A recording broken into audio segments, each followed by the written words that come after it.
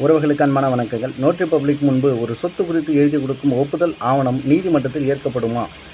இது சம்பந்தமாக சென்னை உயர்நீதிமன்றத்தில் 27/2/2023 ஒரு வழக்கில் தீர்ப்பளிச்சிருக்காங்க. அதில் என்ன சொல்லப்பட்டிருக்குன்னா, இப்போ சகோதரிகள் தன்னுடைய பாகம் குறித்து தன்னுடைய சகோதரர்களுக்கு ஒரு விடுதலை ஆவணமாக நோட்டரி பப்ளிக் அட்வொகேட் முன்பாக ஒரு ஒப்புதல் பத்திரத்தை எழுதி கொடுத்துட்றாங்க. பிற்பாடு அவர்களே நீதிமன்றத்தின் வாயிலாக பாகம் பிரித்து தரணும் அப்படின்னு சொல்லிட்டு பார்ட்டிஷன் சூட்டு வழக்கு போடுறாங்க. அதில் என்ன சொல்லப்படுது அப்படின்னா, இப்போ இந்த சகோதரிகள் உண்மையாலுமே அந்த கன்சென்ட் டீடை எழுதி கொடுத்ததாக இருந்தாலும் கூட அது ஒரு உரிமை மாற்றம் ஆவணமாக நீதிமன்றம் ஏற்காது. ஏன்னா 100 ரூபாய்க்கு மேலே இருக்கிற சொத்து குறித்து அந்த ஆவணமானது ரெஜிஸ்ட்ரேஷன் ஆக்ட் செக்ஷன் 17 பிரகாரம் சார் பதிவாளர் அலுவலகத்தில் கட்டாயம் பதிவு செஞ்சுருக்கணும் அப்படின்னு சொல்லிட்டு தீர்ப்பளிக்கிறாங்க.